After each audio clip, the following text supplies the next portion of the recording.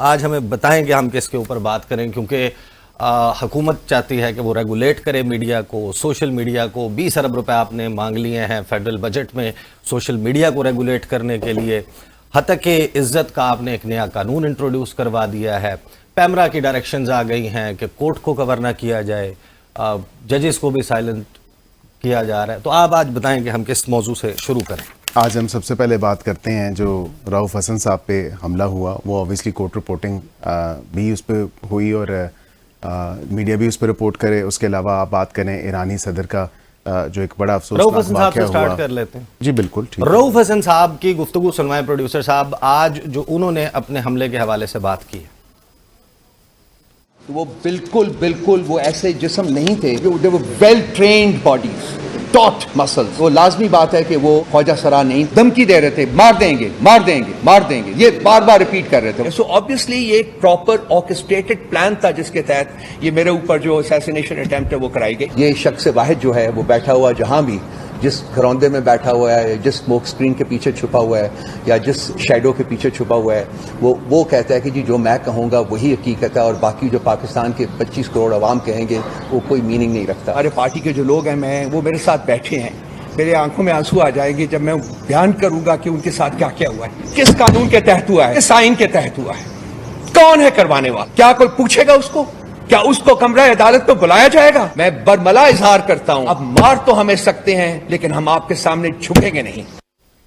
یہ پاکستان کے سب سے بڑی سیاسی جماعت بلا شبہ، فارم 47 ہو یا فارم 45، اس کے اعتبار سے، دونوں اعتبار سے سب سے زیادہ ان کے بیکڈ کینڈیڈیٹس ہیں پارلیمنٹ میں۔ انہوں نے آج ان کے سیکٹری اطلاعات میں جو گفتگو کی، گزشتہ روز رؤف حسن صاحب پر حملہ ہوا، لیکن اب سے تھوڑی دیر پہلے سینٹ کے فلور پر وفاقی وزیر قانون اعظم نذیر تارڑ صاحب نے before I come to Aqeel Malik صاحب، آپ سنوائیں ذرا یہ آج اعظم نذیر تارڑ صاحب نے اس حوالے سے کیا کہا۔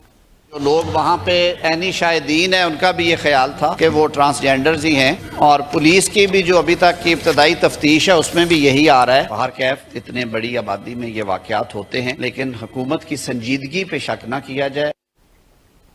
عقیل ملک صاحب، کیوں نہ شک کیا جائے حکومت کی سنجیدگی پر؟ دیکھیں حکومت کا کام ہے، پوری جو ایک کرمنل مشینری ہے وہ ان سیٹ ہو گئی ہے، موشن اس کا سیٹ ہو چکا ہے۔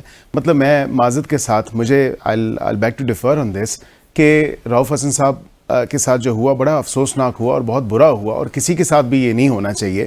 لیکن اگر ایک کرمنل ایکٹ ہوا ہے اور اس کے ساتھ FIR لانچ ہو چکی ہے، police authorities, law enforcement agencies اپنی انویسٹیگیشن کو جاری و ساری رکھے ہوئے ہیں، اور اس پہ یہ کہہ جانا کہ ان کی باڈیز کو دیکھ کے یہ نہیں لگ رہا تھا کہ وہ خواجہ سرائے تھے، یہ نہیں تھے، یہ کہاں کی اینتھروپولوجی پڑھ لی ہے؟